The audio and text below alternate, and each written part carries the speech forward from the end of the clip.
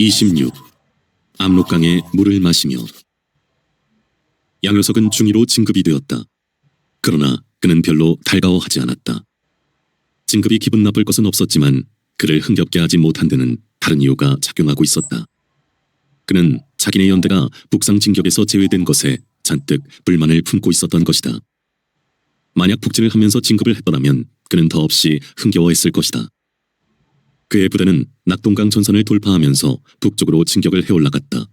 그런데 대구 가까이에서 그의 연대는 발이 묶이게 되었다. 회로를 차단당해 산속으로 들어간 적들과 싸워야 한다는 것이었다. 그때부터 그의 기분은 잡쳐지고 말았다. 낙동강을 건너 부대가 거침없이 진격을 감행하게 되자 선발부대라는 자랑스러움과 38선을 제일 먼저 넘어 이북 땅을 맘껏 짓밟을 수 있다는 생각으로 그의 기분은 들뜨고 흥분되어 있었다. 그건 자신의 기분에도 맞는 일인데다가 빨갱이들에게 원수를 갚는데도 직성이 풀릴 일이었다. 그런데 진격 중단은 그 기분을 산산조각내고 말았다. 선발부대는 후방부대가 되어버렸고 적지를 활보하며 통쾌한 보복감을 실컷 맛보고자 했던 기대는 후방의 패잔병들이나 뒤쫓아야 하는 꼴로 바뀐 것이다. 그런 맥빠지는 형편에서 진급이 되었으니 그는 도무지 진급 기분이 나지 않았다. 그리고 그가 더 기분이 상하는 것은 후방부대라고 하면 전투는 하지 않아서 안전하고 편하다면 또 모르겠는데 전투는 전투대로 해야 하는 후방부대였던 것이다. 기왕 싸울 바에는 선발대로 최전선에서 싸워야만 싸우는 기분도 나고 공도 돋보일 것이다. 공이 돋보여야 진급 또한 쉬울 것은 자명한 이치였다. 진격 중단은 이래저래 그의 기분을 잡칠 대로 잡쳐놓고 있었다. 그는 군대밥을 먹는 날이 늘어갈수록 생각이 달라져가고 있었다. 빨갱이들에게 원수를 갚겠다는 생각에다가 군인으로 출세를 해야겠다는 야심이 보태지게 되었다. 그건 자신의 기질이 군인에 어울린다는 자기 발견이기도 했고 아버지처럼 살지 않겠다는 권력지향이기도 했다. 권력지향은 신분 상승 의식이기도 했다. 그는 중학교를 졸업할 때까지만 해도 그런 생각은 전혀 갖지 않았다. 쌀장사 포목장사를 겸해 악착같이 돈을 벌어 알부자 소리를 듣는 아버지에게 아무런 불만이 없었고 아버지가 돈이 있으면서도 관공서의 높은 자리 사람들에게 꼼짝을 못하거나 유지 행세를 못하는 것도 당연한 것으로 생각했다. 족보가 없는 집안이라는 그 당연한 생각은 족보가 두꺼운 최서학이나 다른 아이들과의 관계에서도 자연스럽게 한풀 꺾이게 만들었다. 그러나 군대 생활을 하다 보니 군대라는 것이 싸우는 일만 하는 것이 아니라 사회적으로 권력 행사를 할 수 있음과 동시에 당당한 사람 대접을 받을 수 있다는 사실을 깨닫게 되었다. 전쟁 때 행사하는 그 막강한 권한은 말할 것도 없었고 전쟁 때가 아니더라도 장군을 무시할 수 있는 사람은 이 세상에 아무도 없다는 사실을 발견하게 된 것이다. 장군이야말로 그 별이 몇 개이든 간에 하급 장교나 사병들에게는 어두운 하늘에 까마득하게 높이 뜬 별일 수밖에 없는 엄청난 존재인데다가 그 앞에서 읍장이 당할 것인가 군수가 당할 것인가 도지사라면 몰라도 읍장이나 군수는 꼼짝달싹 못할 것이 분명했다. 최서학이가 판검사가 되겠다고? 그렇다면 난 장군으로 맞서겠다. 그는 구체적인 표적으로 최서학을 꼽았다.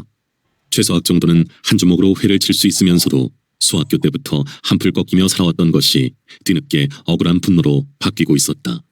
그리고 그는 송경이가 핥혀놓은 상처를 결코 잊지 않고 있었다. 송씨하고 양가하고 지체가 같다고 생각하나요? 반도 호텔 커피숍이라는 데서 당한 그 모멸감을 생각하기만 하면 가슴에서 전기가 일어났다. 그는 그때마다 인연 두고 보자 하며 부르르 떨고는 했다. 송경이 그년 때문에 장군은 되어야 했고 그 모독적인 말에서 그는 아버지가 겪었을 괴로움을 헤아리게 되었고 왜 아버지가 그리도 악착스럽게 돈을 벌어들였는지도 이해하게 되었다. 아버지는 돈으로 족보고 권세고 이기려 했음이 분명했다. 그런데 아버지는 돈만 벌다가 한 번도 이겨보지 못하고 세상을 떠났다. 이제 자신에게는 아버지가 벌어두고 간 돈은 있으니까 장군이 되어 족보라는 것을 누릴 수 있도록 당당해지는 것이 남은 일이었다. 그래서 최소하기도 당당하게 맞대거리하고 송경이 같은 년은 코가 찌부러지게 짓밟아버려 양씨가 송가보다 높다는 것을 확인시킬 작정이었다. 낙동강 하류를 건너 적을 밀어붙이기 시작했을 때부터 벌써 양효석은 그 방향이 마음에 들지 않았다. 어떻게 된 것이 부대의 진격 방향이 북쪽이 아니라 진주 쪽인 서쪽이었던 것이다. 그는 진주라고 하면 기분부터 나빴다. 초장에 참담하게 패하고 쫓기던 기억이 진주에 대한 인상일 뿐이었다. 그리고 진주가 빨갱이세가 강하다는 들은 풍월도 진주를 좋지 않게 보게 한 원인이 되었다. 양소위, 아무 걱정 마시오. 진격을 북쪽으로만 하는 게 진격이 아니오. 우리는 현재 전선을 사방으로 확대해야 하니까 서쪽으로 진군하는 것도 엄연히 전진이오. 서쪽에서 침략한 것은 일단 서쪽으로 밀어붙여놓고 북쪽으로 다시 진군하자는 거요. 백두산까지 밀고 올라갈 테니까 너무 다급하게 생각하지 말고 기운이나 충분히 모아두시오. 대대장이 껄껄 웃으며 한 말이었다. 진주 근방까지 적을 뒤쫓아간 부대가 북쪽으로 방향을 돌렸을 때 과연 대대장의 말대로 되는 것이라고 믿었다.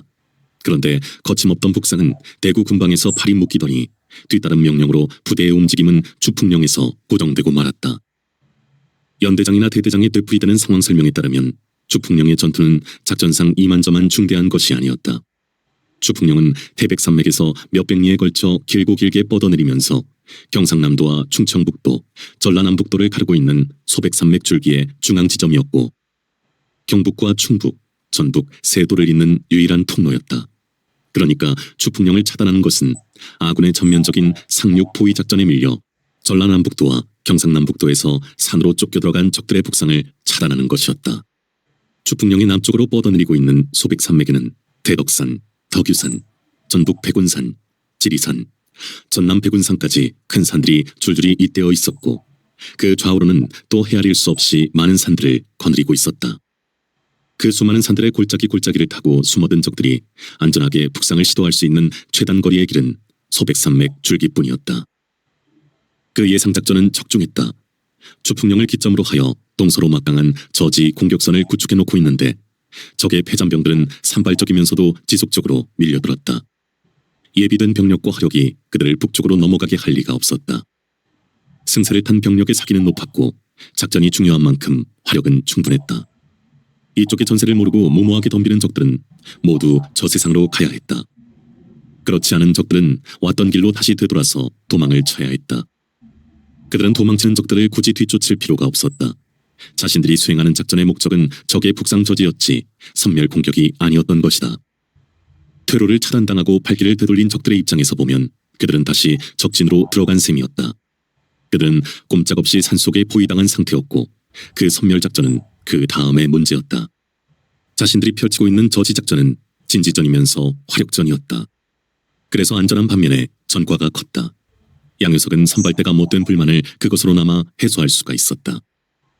이미 지휘 체제가 무너진 적들에게 색다른 작전이 있을 리 없었다. 소대 규모 또는 분대 규모로 분산된 적들은 북상하는 데만 정신이 팔려 있었다. 그런 그들에게 집중적인 화력을 퍼부어 퇴로를 차단하기란 너무 쉬운 일이었다. 한바탕씩 저지 공격을 퍼붓고 나서는 양효석은 정과를 걷어들이는 일을 잊지 않았다. 부하들을 진지 밖으로 내보내 사상자들을 확인할 겸 총을 수거해 오도록 했다. 연대본부의 전과 확인은 총이었다. 부상자에 대해서는 무조건 사살 명령을 내렸다. 그런데 사망자는 있어도 부상자는 없다는 보고였다. 몇 번 되풀이되는 보고를 받고 나서야 적들이 부상자들을 데리고 도망친다는 것을 알게 되었다. 양효석이 맞이한 적으로 제일 규모가 큰 것이 남해 여단이었다. 그들은 규모가 큰 만큼 저지선 돌파를 위한 공격이 집요했고 작전도 조직적이었다. 서너 차례의 공방전이 벌어졌는데 한 지점을 집중적으로 공격해오는가 하면 소 단위로 분산 공격을 시도했고 서너 개의 지점을 띄엄띄엄 선택해서 유인 시차 공격을 감행하기도 했다. 그러나 수류탄을 소총 쏘듯이 던져대고 기관총을 분대 단위로 배치해서 갈겨대는 데다 소대마다 독립된 박격포 지원을 받고 있는 화력 앞에서 그들의 여러 가지 공격 시도는 이쪽의 전과만 올려주고 끝났다. 남해 여단도 피해만 입고 다시 남쪽으로 도망갔다. 남해 여단은 남해로 빠져 죽으러 갔다고 사병들은 기들거렸다. 남해 여단의 북상을 막아낸 직후에 양효석은 중위 계급장을 달았다. 진급을 하고 나서부터 양효석은 차츰 심심하고 지루함을 느끼기 시작했다. 적들의 북상 시도가 현저하게 줄어들었던 것이다. 그동안의 북상 실패자들을 통해 소문이 퍼졌을 뿐만 아니라 특히 남해 여단의 실패를 계기로 다른 적들도 북상을 포기하게 된 거라고 대대는 분석하고 있었다. 양효석은 그 분석을 그대로 믿었다. 그는 상부의 지시는 언제나 옳고 상관들의 판단 또한 언제나 의심 없이 믿는 의식을 갖추고 있었다. 그 대신 그는 자기의 부하들도 자신을 그렇게 생각하고 받들기를 원했다. 그래서 그는 이미 무시무시한 소대장으로 중대는 물론 대대에까지 소문이 나 있었다. 그는 사병들 사이에서 전독이라는 별명으로 불렸다. 그건 전라도 독사라는 줄임말이었다. 통학열차를 주름잡던 주먹과 도끼가 사병들을 다루는데 유감없이 발휘되었던 것이다. 대령이 소령의 철모를 지휘봉으로 내려갈기고 대위가 소위의 장단지 뼈를 연거푸 걷어차는 것이 예사로운 군대에서 장교가 사병들에게 행사하는 폭력은 폭력이 아니라 규율이었다. 그건 일본 제국 군대의 잔재가 아니라 일본 제국 군대 자체가 생존하고 있는 모습이었고, 일본 군대의 무리라고는 먹어본 일이 없으면서도 양효석은 선배 장교들의 경력을 순식간에 전수한 모범이었다. 양효석은 사병들을 다루는데 계급은 물론이고 소속 부대도 가리지 않았다. 그의 눈에 거슬렸다 하면 상사까지도 가차없이 당했다. 어떤 생사 하나가 멋모르고 말대꾸를 하며 덤볐다가 혼쭐이 난 다음부터 그의 주먹의 위력과 도끼의 무차별함은 확고하게 자리 잡게 되었다. 그러나 아무리 장교들이 멋대로 폭력 행사를 할 수 있다고 해도 사병들이 장교 모두를 무서워하는 건 아니었다. 맨맛에 따라 그 평가와 등급이 매겨지게 마련이었다. 어설프게 폭력을 썼다가는 오히려 웃음거리가 되고 깔보이게 될 뿐이었다. 매라는 것은 맞는 쪽에서 그 맛을 생생하게 알게 마련인데, 양효석의 주먹 맛을 본 사병들은 하나같이 첫방을 맞는 순간 아이고 죽는구나 하는 생각이 들더라고 입을 모았다. 양효석은 주먹 맛도 매웠지만 주먹을 휘두르는 솜씨도 남달라서 사병들은 폼이 쪽 빠졌다고 평가했고 그 등급은 단연 1급으로 매겨졌다. 그렇게 되니 사병들은 양효석 앞에서 말 잘 듣는 종일 수밖에 없었고 그는 자연히 주먹을 자주 휘두를 필요가 없게 되었다. 사병들은 그저 그의 소대원이 아닌 것만을 다행으로 여겼다. 그리고 그의 소대원들에게 무서워서 어떻게 사느냐고 조심스럽게 묻고는 했다. 그러나 정작 그의 소대원들은 별로 그렇지도 않다는 이해하기 곤란한 대꾸를 해서 다른 사병들을 어리둥절하게 만들었다. 그들은 결국 무섭다고 사실대로 말했다가 그것이 소대장의 귀에 들어가면 뼈도 못 추리게 될 테니까 거짓말을 하는 것이라고 지레 짐작해버렸다. 소대장이 밤낮으로 무섭게 닥달을 하지 않고서야 그 소대가 언제나 전과를 많이 올릴 리가 없지 않겠느냐는 말까지 덧붙여지기도 했다. 양효석의 소대는 언제나 다른 소대보다 군가소리도 더 높았고 전과가 많은 것도 사실이었다. 그러나 양효석의 주먹이 무서워 그렇다는 것은 짐작이고 오해인 면이 더 컸다. 소대원들이 양효석의 주먹을 두려워하는 건 사실이었지만 그는 자신이 내세우고 있는 것을 부하들이 제대로 따르기만 하면 결코 주먹을 쓰지 않았다. 그가 부하들에게 요구하는 것은 언제나 씩씩하게, 언제나 용감하게였다. 다른 소대에 비해 언제나 군가소리가 더 높고 전과가 많으며 기마전에서도 이기고 심지어 오락시간에까지 맹렬한 기세를 올리는 것은 바로 그 요구의 실천이었다. 그가 부하들에게 요구하고 있는 두 가지는 어느 군대에서나 필요로 하는 군인으로서 당연하게 갖추어야 될 기본 조건이면서도 막상 남달리 실천에 옮기기에는 그만큼 목숨의 위협을 무릅써야 하는 어려운 일이었다. 그런데도 그가 줄기차게 그 결과를 확인하고자 하는 데는 그 나름의 이유가 있었다. 어려서부터 싸우는 일에 쳐본 적이 없는 그는 자기 소대가 다른 소대보다 못하다는 것을 용납할 수가 없었고 소대의 모든 활동 결과가 곧 자신의 체면이고 군대 생활 자체라고 믿고 있었다. 그렇다고 그가 공포 분위기로만 부하들을 다루는 것도 아니었다. 훈련을 겸한 중대 내의 약식 운동회에서 기마전에서 이기거나 육박전에 이기면 자기 돈을 풀어 술을 사기도 했고 오락시간에는 군가 일체 금지의 원칙을 세워놓고 부하들이 마음껏 흥을 돋우게도 해주었다. 그는 주먹패의 의리라는 것이 주먹에서만 나오는 것이 아니라는 것을 일찍부터 체득하고 있었던 것이다. 그는 군인으로서 완제품에 가깝도록 흠잡을 데가 없었다.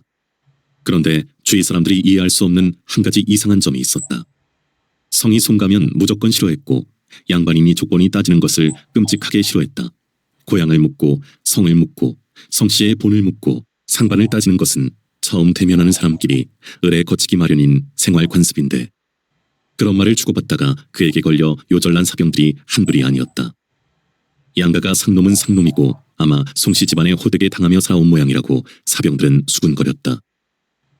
그런 그의 처사에 대해 사병들 사이에서는 두 가지 양상을 드러냈다. 족보를 가진 사병들은 불만을 품었고 가문 자랑을 할 것이 없는 병사들에게는 지지를 받았다. 결과적으로 그는 많은 지지자들을 확보하게 되어 있었다. 주풍령 주둔 한 달이 가까워지면서 적들의 북상 시도는 거의 끊기다시피 했다. 그와 함께 장교들 사이에 부대 이동설이 떠돌기 시작했다.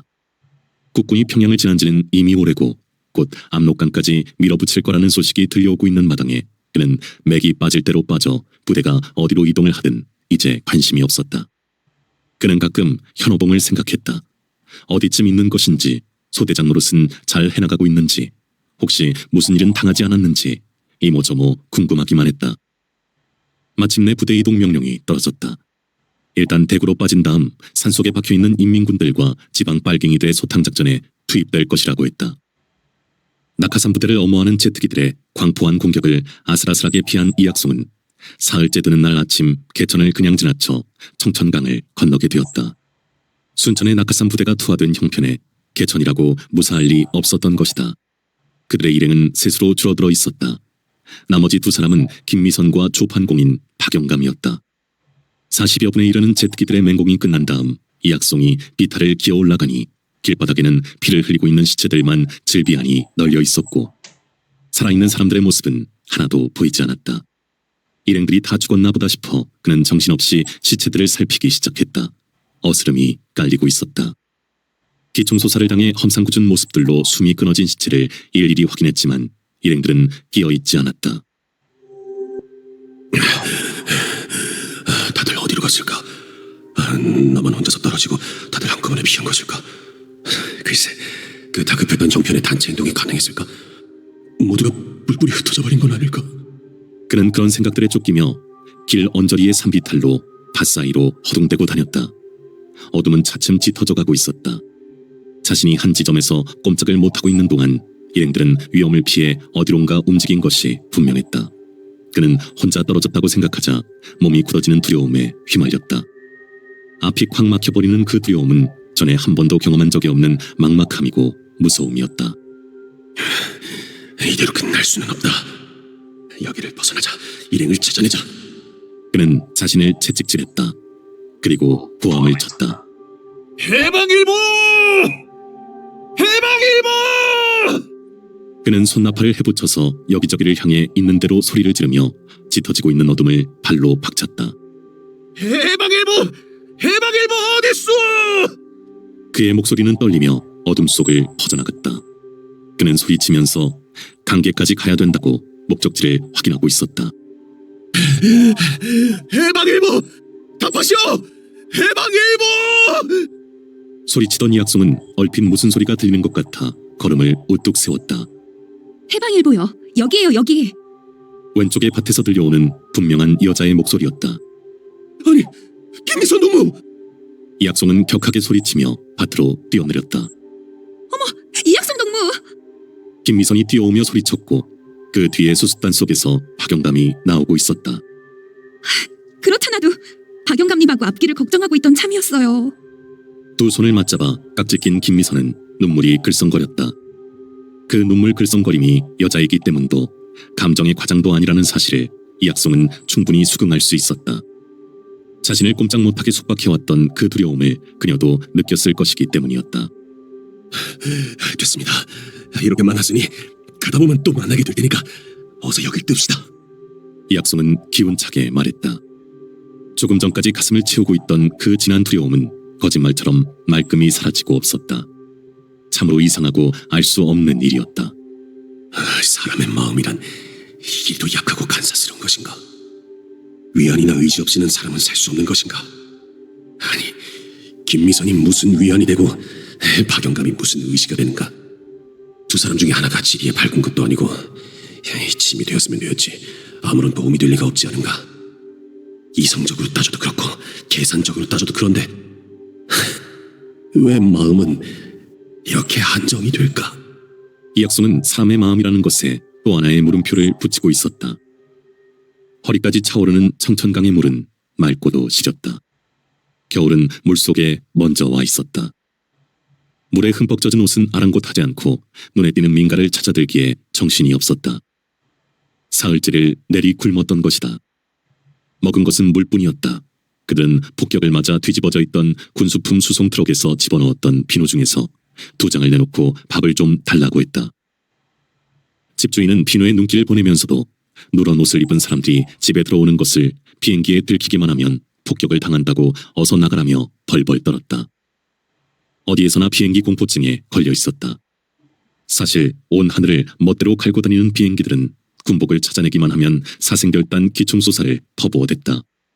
그러나 그냥 물러날 수는 없었다. 아니, 일단 마음이 풀려버려 단 한 발짝도 움직일 수가 없었다. 세 사람은 통사정을 했고 특히 박영감은 허리를 굽히고 또 굽혔다. 주인도 어쩔 수 없게 되어 뜨거운 밥을 지어냈다. 사흘째 굶으며 거른 배고픔은 밥맛을 식별하지 못했다. 구장에 발서 고장애들이 들어왔쇼. 주인의 힘없는 말에 세 사람의 가슴은 내려앉았다. 구장은 강계로 가자면 거치지 않을 수 없는 바로 2~30리 앞의 길목이었다. 서울을 떠난 다음 마침내 적진 속에 들어앉게 되고 말았다. 그건 두께를 알 수 없는 포위 상태였다. 이제 어떻게 해야 하나요? 김미선이 절망스럽게 말했다. 가야지요. 그놈들을 피해 가는 데까지 가야지요. 이학송이 단호하게 말했다. 얼굴이 상해가면서도 지워질 줄 모르던 웃음기는 간 곳이 없고 지금 그의 얼굴은 결연한 빛으로 굳어져 있었다. 어디까지 말인가요? 김미선은 이학송한테서 끼쳐오는 한기를 느꼈다. 그건 섬뜩한 느낌의 한기가 분명했는데 그 한기로 꽉 막혔던 가슴이 편안하게 풀리는 것을 느낄 수 있었다. 그리고 그녀는 전혀 딴 이학송을 보고 있었다. 압록강까지 갈 길은 얼마든지 있습니다. 이학송은 박영감에게 손을 내밀었다. 박영감이 얼른 지도를 꺼냈다. 박영감은 교과서용 지도를 꼭꼭 접어서 가지고 있었는데 그동안 벌써 몇 번을 펼쳐보며 길을 잡아왔던 것이다. 희천을 지나 강계로 가는 길을 버리고 온산, 온정을 거쳐 초산으로 가기로 목적지를 바꾸었다. 강계로 가는 길이 막힌 데다가 적들을 피하자면 어차피 강계에서도 오래 머무를 수 없을 것이었다. 강계의 그 다음의 목적지는 압록강변의 만포가 될 수밖에 없었다. 지도 위에 표시된 철도가 그것을 분명히 말해주고 있었다. 일단 초산까지 가서 그 다음 상황에 대처하기로 했다. 전혀 장담할 수 없는 앞길이었지만 결단을 내리지 않을 수 없는 상황이었다. 다만 최선을 다한 판단이었고 빗나갔을 때에는 원망도 후회도 할 데가 없는 결단이었다. 갑시다. 앞으로 갈 길은 지금까지 온 길의 반의 반도 안 남았소. 압록강물에 낯이나 시원하게 씻어봅시다. 이학송이 앞장서며 말했다. 그의 얼굴에는 다시 부드러운 웃음기가 살아나 있었다. 김미선은 발을 떼놓으며 저 남자 하고 마음에 잡히는 색깔다른 생각을 얼른 털어버렸다. 온몸이 물에 젖은 인민군 열댓 명을 만났다. 개천에 국방군 대부대가 어젯밤에 밀려들었고 자기들은 방금 청천강을 건너왔다고 했다. 구장을 미군이 점령했다는 것을 그들에게 알려주었다. 그들은 당황하며 의논 끝에 군복을 벗었다. 내입바람이 된 그들은 민가가 나타나는 대로 옷을 구해 입겠다고 했다. 포위망을 벗어나자면 신분부터 감추고 피난민으로 위장하는 것이 지혜로운 방법이었다. 이학송 일행도 군복을 벗었다. 내의가 아닌 서울을 떠나올 때 입었던 옷들이 드러났다. 밤 추위를 견디기에는 어림도 없는 옷이었다. 그때까지 지녔던 신임장과 신분증명서도 찢었고 줄이고 줄여왔던 짐들도 마저 내버렸다. 길을 잃지 않으면서 비행기도 피해야 했기 때문에 국도를 옆에 두고 산자락을 타는 길 걷기가 계속되었다. 온산이 가까운 어느 산비탈에서 헤드라이트 불빛이 줄을 잇는 차량 행렬을 앞세워야 했다. 온산도 비껴지나 온정으로 발길을 잡았다. 북쪽으로 가는 사람들은 적지 않았지만 서로가 쫓기는 걸음들이라 무표정하게 스치고 얼마 동안 동행이 되었다가 흩어지고는 했다. 더러 나타나는 민가들도 사람에 시달리기가 지쳤는지 밤이면 문을 열어주지 않고 기척도 없기가 예사였다. 밤길 야산을 넘고 넘어 하루에 한 끼를 겨우 먹으며 온정에 다다랐다. 아침이 좀 이르기는 했지만 어찌된 일인지 온정의 거리에는 사람의 모습이라고는 전혀 보이지 않았다. 그 괴이적은 정막이 신경에 거슬려 그들은 서둘러 그곳을 벗어났다. 외곽도로로 나오자 미루나무처럼 키가 큰 하얀 나무들이 길 양쪽에 줄을 잇고 서 있었다. 백양나무들이었다. 미루나무는 잔가지가 많아 수선스러워 보이는 데 비해 백양나무는 잔가지라고는 없이 쭉쭉 뻗어오른 데다가 색깔까지 하얘서 단정하고도 우아해 보였다. 그 나무들이 길을 따라 두 줄로 뻗어나가고 있는 모습은 불안한 마음에도 턱 인상적으로 느껴졌다. 저 나무들은 꼭 잘생긴 젊은 남자들이 도열해 있는 것 같아요. 김미선은 소녀 쪽에 백양나무 등에 칼끝으로 소원을 새겼던 기억에 젖고 있었다. 그렇군요. 남쪽에는 흔하지 않은 나무인데 나무를 보고 잘생겼다는 생각을 한 건 나도 처음입니다. 이학송은 고개를 끄덕이며 수긍했다. 저 나무로 인대류를 만들면 최고입니다. 나무가 묘하게 연하면서 탄력이 좋아 좌우 활자들을 잘 받쳐주는 게 인쇄 효과가 아주 좋습니다. 박영감이 생기도는 목소리로 말했고 이학송과 김미선은 한참이나 웃었다. 영감님. 영감님 출신 성분은 못 속인다니까요. 너무하셨어요. 김미선은 오랜만에 유쾌하게 웃고 있었다. 박영감은 그저 씩 웃기만 하고 있었다. 백양나무 길이 끝나고 얼마를 더 걸어 초산으로 가는 길로 접어들었다. 희천으로 해서 강계로 가는 길과는 완전히 멀어지게 되었다. 어느 길에서보다 인민군들을 많이 만나게 되었다. 모두가 초산으로 간다고 했다. 초산이 집결지었던 것이다. 그들과 섞이게 되자 한결 의지가 되고 기운이 났다. 그러나 앞을 가로막듯이 하며 이약송 일행을 맞이한 것은 자강도의 고원줄령과 원시림이었다. 자강도는 조선인민공화국의 수립과 함께 도가 새로 분류되면서 붙여진 이름이었다. 자강고원은 조선의 서쪽을 흘러내려 아이진에서 압록강으로 합류하는 충만강과 북동쪽으로 이어지는 위원강, 동로강, 자성강 사이에 형성되어 있는 평균 1,000m를 헤아리는 원시림 지대였다. 자강고원은 백두산 아래 펼쳐진 갑산고원과 어깨를 맞대고 있는 장진고원과 손을 맞잡으면서 계마고원을 형성하고 있었다. 백두산을 떠받치고 있는 하단부에 속하는 자강고원은 이 땅의 본래 모습을 가장 착실하게 지니고 있는 지역의 하나이면서 가장 추운 지대이기도 했다. 조선은 그 고원을 넘어야만 갈 수 있는 압록강가에 있었다. 극성스럽고 잔인한 비행기들의 추격에서는 벗어날 수 있었지만 끊임없이 이어지는 고원의 산길은 굴곡이 심하고도 멀었다. 그나마 다행이라면 차가 한 대 정도는 다닐 수 있는 넓이로 길이 닦여 있었다. 그리고 고원은 이미 깊은 겨울이었다. 먼 백두산에서부터 휘몰아쳐 오는 매서운 바람에 원시림의 가지들은 온갖 소리로 울어댔고 굶주림에 지친 몸을 휘감아 꽁꽁 얼어붙게 했다. 힘을 내십시오. 잠이 들면 얼어 죽습니다. 이 고비만 넘기면 목적지는 얼마 남지 않았습니다. 이약송은 김미선을 잡아 끌었고 박영감은 뒤에서 밀었다. 김미선만 탈진 상태가 아니었다. 모두 주저앉으면 다시 일어날 수 없도록 기진맥진해 있었다. 이약송이 김미선에게 하는 말은 곧 자신에게 하는 말이기도 했다. 가도 가도 끝이 없는 원시림의 바다에는 바람과 추위뿐 화전민 하나 찾을 수가 없었다. 첫 번째 고개인 우연령을 하루 종일 걸어올라 넘어섰을 때 10월 29날이 저물고 있었다. 오르막길의 고통스러움이나 내리막길의 고통스러움은 마찬가지였다. 화단이 눈에 띄면서 그들 일행은 생기를 찾았고 얼마 가지 않아 토담집 세 채를 발견하게 되었다. 그러나 그 낡은 집들마저 그들의 차지가 될 수 없었다. 먼저 온 인민군들과 일반인들이 뒤섞여 어느 집에도 비집고 들어갈 틈이 없었다. 굶주림에 지치고 추위에 시달린 사람들의 몰골은 말이 아니었다. 이약송은 이 집 저 집으로 뛰어다녀 부엌에다가 세 사람의 자리를 마련했다. 부엌이나마 차지한 것도 황감했다. 밤추위는 무서웠다. 부엌에 가득 찬 사람들은 서로 몸을 맞비비며 덜덜 떨었다. 이약송과 김미선도 어깨를 맞대고 앉아 살을 후벼 파는 추위를 깨물고 또 깨물었다.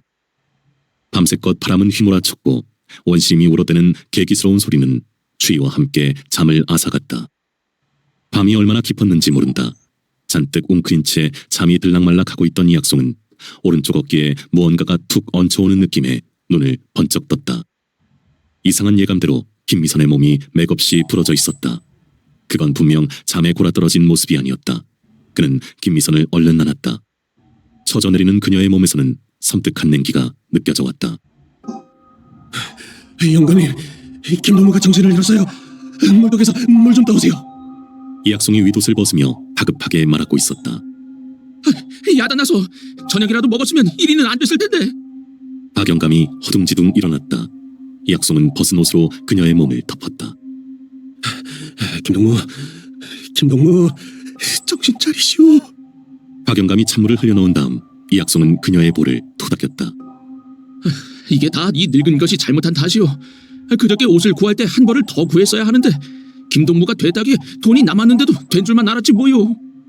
박영감은 윗옷을 벗어 김미선을 덮으며 안타깝게 말했다. 그리 말씀하시면 제 잘못도 똑같습니다. 저한테도 돈이 조금 남았는데 옷을 더 구할 생각을 못했으니까요. 일이 된 게 옷 때문만은 아니니 너무 신경 마십시오. 이약송은 묽은 어둠에 잠긴 김미선의 얼굴을 하염없이 내려다보았다. 아니, 어둠이 어떤 빛 때문에 묽어진 게 아니라 눈이 어둠에 익어 그녀의 얼굴을 희미하게나마 알아보고 있었다. 그녀의 얼굴은 서울을 떠날 때의 얼굴이 아니었다. 야위고 거칠어지고 탈색되어 있었다. 굶주리며 잠 못 자며 걸어서 온 천리길의 고통이 고스란히 담긴 얼굴이었다. 여자의 몸으로 얼마나 힘들고 고달팠을까. 김미선이여, 정신을 차려라. 여기서 죽을 수 없는 일 아닌가. 놓고 온 두 자식을 다시 만나야 할 겁니까? 두 자식을 놓아둔 채 그대를 여기까지 이끌어온 힘은 무엇인가? 혁명의 열정, 역사의 실천 의식인가? 그렇다면 어서 깨어 일어나라. 혁명은 아직 이루어지지 않았고 역사는 이제 실천을 기다리고 있다. 전라도 지주의 딸로 혁명 의식을 가짐으로써 장한 탄생을 하고 두 아이의 어머니로서 천리길 장정에 오름으로써 또다시 장한 탄생을 이룩한 여인이여, 태양처럼 뜨거운 혁명의 열정을 불붙여 어서 깨어나라. 압록강이 바로 눈앞이다. 그리고 혁명의 장정은 그대를 부른다. 그렇다.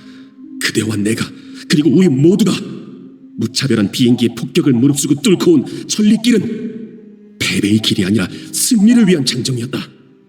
중국 공산당이 5만 리 대장정에 오른 것이 패배가 아니었듯이 중국 공산당은 5만 리를 걸었다. 우리는 10만 리를 걸을 각오를 해야 한다. 중국 공산당의 상대는 그래도 동족인 국민당이었지만 우리의 상대는 외국인 미제국주의자들이 아닌가. 우리는 10만 리 길을 걷자고 해도 걸을 땅이 없다는 어리석은 소리는 하지 말자. 미제국주의자들을 완전히 몰아내고 혁명을 완수할 때까지 같은 땅을 수백 바퀴 돌다 보면 어찌 10만 리가 되랴. 장한 여인이여, 어서 깨어나라. 혁명의 장정은 그대를 비두려 한다. 남자로 태어나서 배우기까지 했다는 자들이 고의적인 역사 배반을 일삼고 기회주의적인 역사 협잡을 일삼고 방관적인 역사 회피나 일삼는 속에서 그대는 얼마나 참한 존재인가.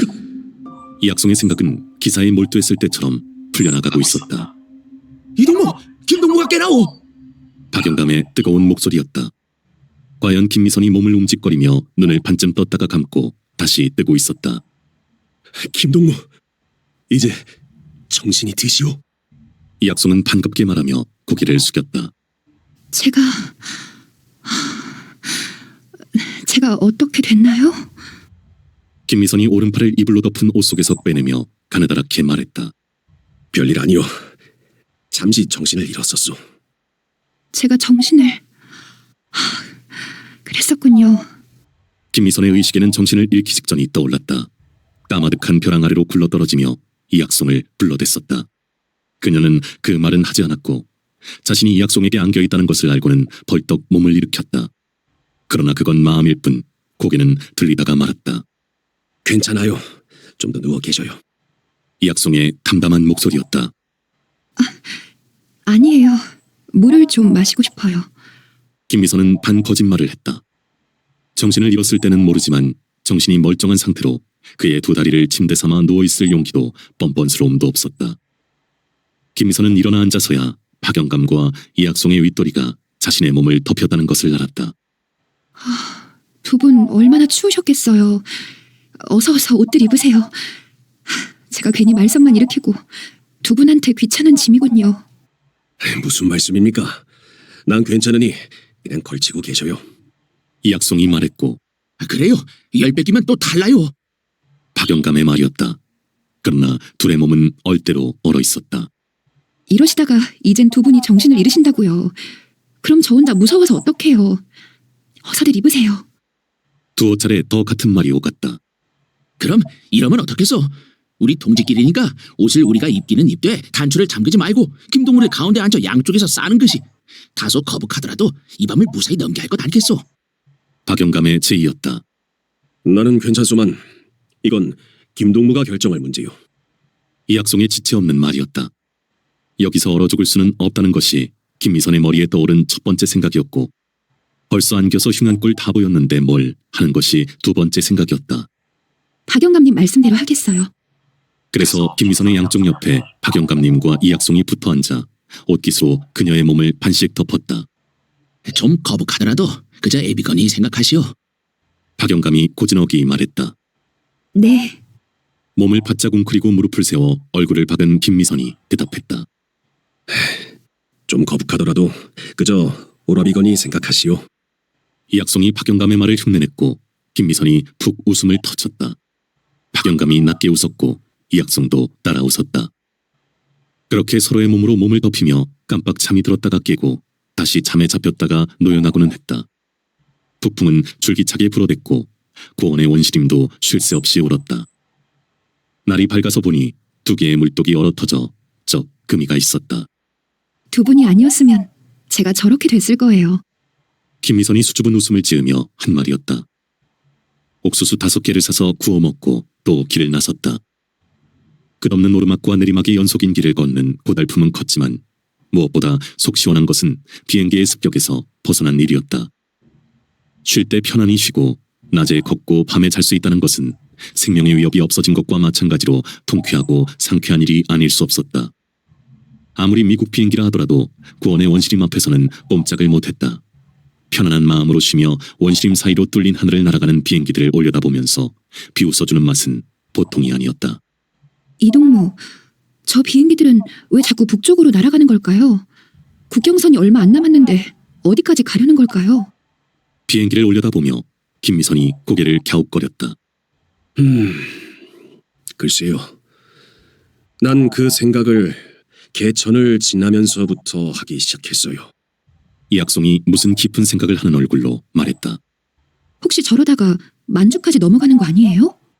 나도 계속 그 생각을 해오고 있어. 소리보다 빠른 비행기가 저렇게 날아가다가 만주 땅으로 넘어가지 않는다는 보장이 없어. 하늘에 담이 쳐진 것도 아니고 압록강을 넘어 만주 땅으로 들어가기는 눈 깜짝할 사이요. 그렇게 되면 고이든 아니든 간에 중국에 대한 불법 침략 행위고 전쟁 도발 행위가 되는 것이요. 우리가 확인할 수 없어서 그렇지.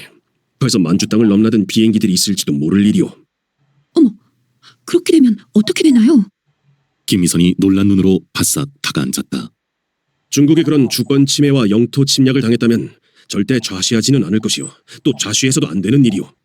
그걸 좌시하거나 침묵하는 건 세계적으로 미 제국주의의 만행을 합법 행위로 인정하는 것이 되고 또 세계적으로 국제 공산주의의 패배가 되며 그리고 세계적으로 혁명의 나라 중화민국의 허약을 입증하는 것일 뿐만 아니라 결국은 미 제국주의들의 본격적인 침략을 국경까지 불러들이는 결과가 될 것이요.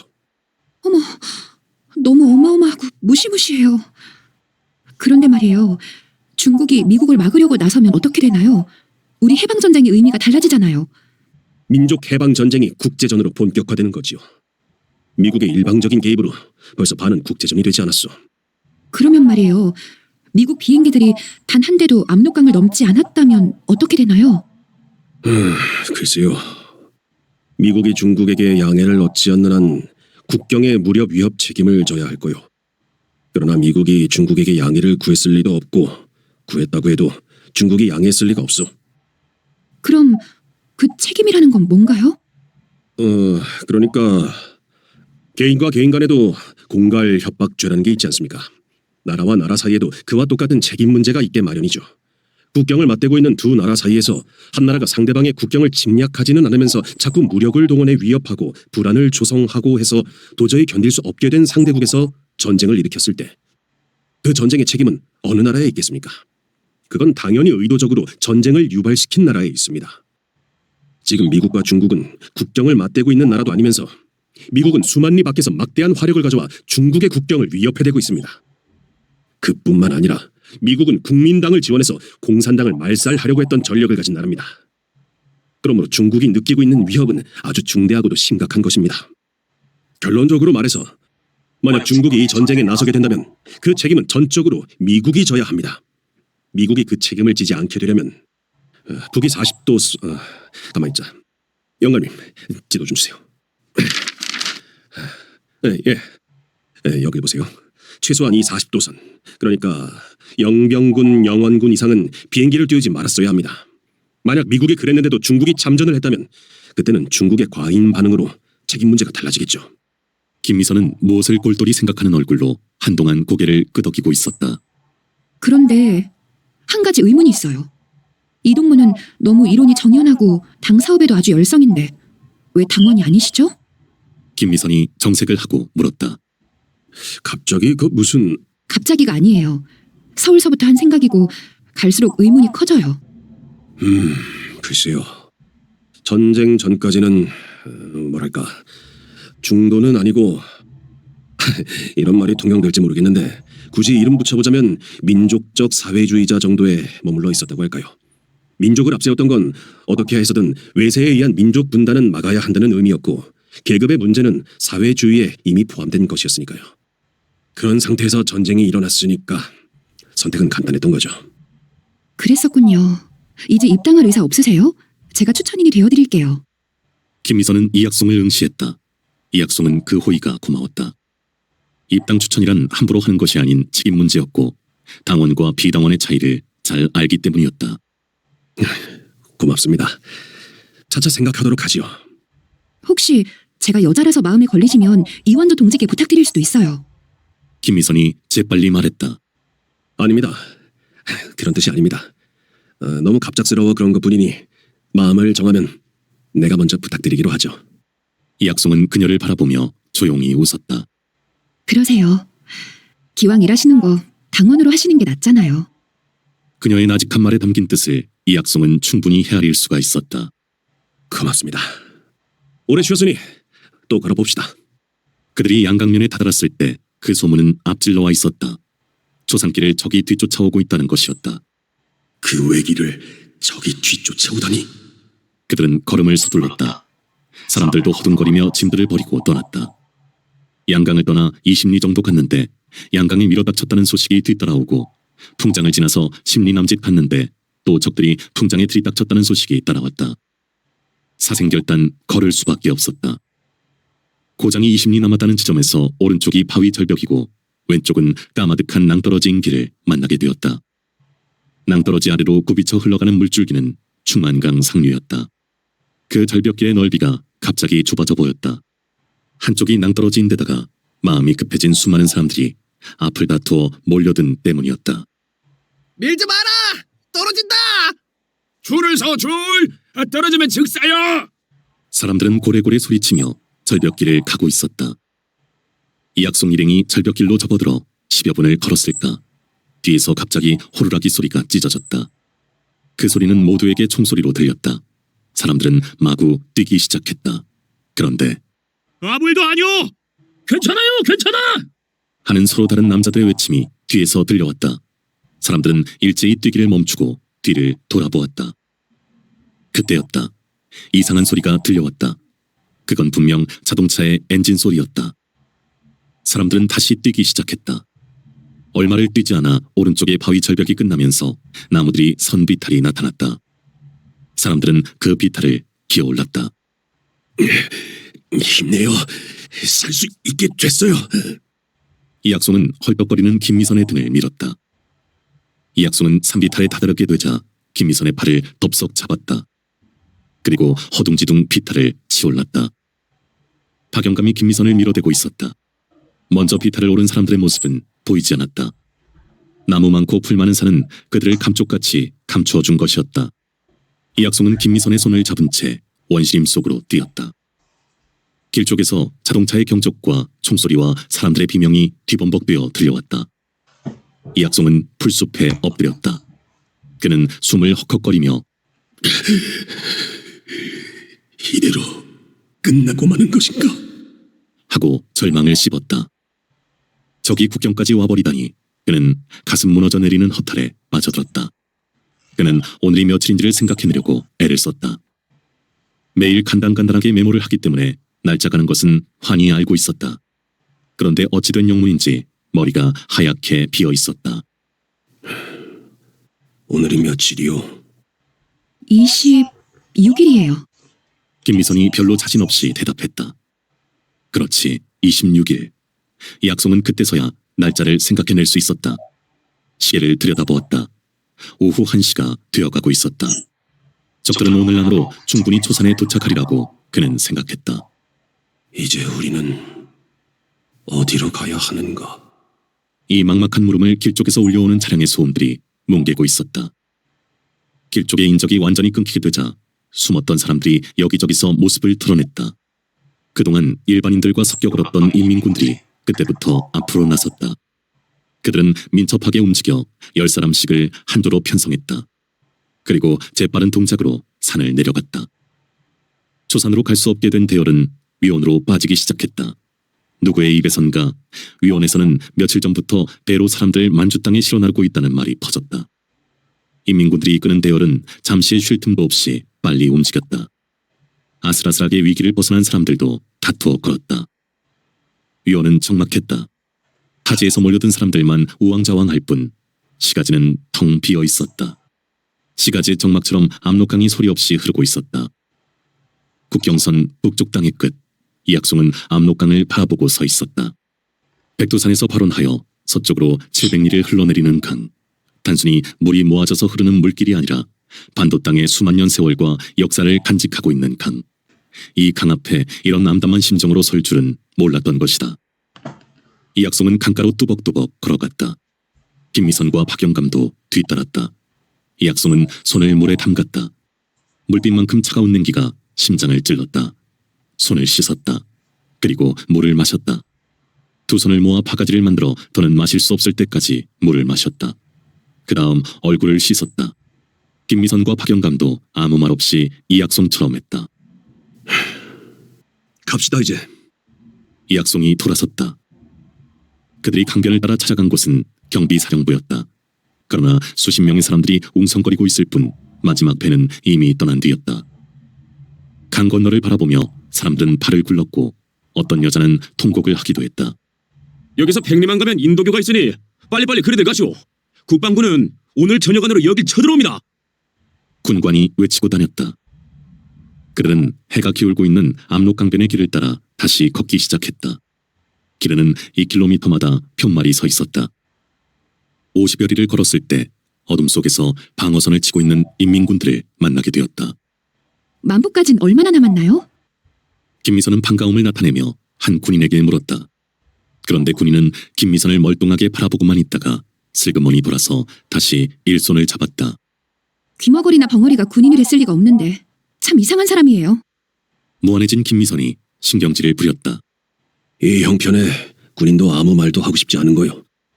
그 심정을 이해하도록 하시오. 이약송의 말이었다. 방어선을 구축하고 있는 군인들을 서너 곳에서 더 만났다. 그러나 더 말을 걸지 않고 그냥 지나쳤다. 그런데 다시 한 군데를 막 지나쳤을 때였다. 아니 잠깐. 이약송이 걸음을 우뚝 세웠다. 김동무, 저 소리를 들어보시오. 저건 분명 중국말이지요. 이약송의 낮고 빠른 말이었다. 어둠 속에서 웅얼웅얼 말소리가 들리고 있었다. 맞아요. 틀림없이 중국말이에요. 김미선이 확인했다. 그리고 처음에 군인이 왜 멀뚱히 쳐다보기만 하고 돌아섰는지를 그녀는 그제야 깨달았다. 마침내 중국이 참전을 한 겁니다. 어둠 속에서 이약송이 말했다. 이동무 예상이 적중했어요. 우린 이제 희망이 있군요. 김미선의 목소리가 떨렸다. 갑시다. 만포가 얼마 안 남았소. 감정을 느낄 수 없는 이약송의 말이었다. 만포를 심리 앞둔 별로리에 도착했다. 별로리에는 강 건너 지안까지 연결된 인도교가 놓여 있었다. 그러나 그 다리는 통행 금지였다. 내무서를 찾아갔다. 만포에 군단부가 있으니 그리 가라고 내무서원이 알려주었다. 인도교를 뒤에 두고 가는 만포 심리길은 더디고 지루했다. 마음이 인도교에 매달려 있는 데다 좁은 신장로에는 중국군들의 행렬이 그들의 반대 방향으로 계속 이어지고 있었던 것이다. 군인들에게 길을 내주고 가장자리를 타고 걷다 보면 어느 길목에서는 한참씩 걸음을 멈추어야 했다. 위원과는 달리 만포는 사람들로 넘치고 있었다. 시가지 사방에는 젊은이들을 소집하는 군사동원부의 벽보가 붙어 있었다. 이약송 일행은 노동신문사 연락소를 수소문에 찾아갔다. 군위원회 가까이 있는 연락소를 찾아갔을 때 뜻밖에도 순천에서 헤어지고 말았던 김주갑 기자가 서 있었다. 그들은 서로 얼싸안았다. 지금 우리 해방일보 일행을 기다리느라고 일부러 나와 있는 겁니다. 어서 안으로 들어갑시다. 안으로 들어간 그들은 또 한 사람과 감격을 나누지 않을 수가 없었다. 이 선생님! 김희선이 제일 먼저 목매이는 외침을 끌며 내달았다. 아, 김동무, 어서 오시오. 두 팔을 활짝 벌리고 이쪽으로 오고 있는 사람은 이원조였다. 27. 똥냄새, 김치냄새의 나라. 바람소리뿐이었다. 밤은 깊을 대로 깊어 있었다. 팔을 들어 올렸다. 야광시침이 또렷하게 직각으로 꺾여 있었다.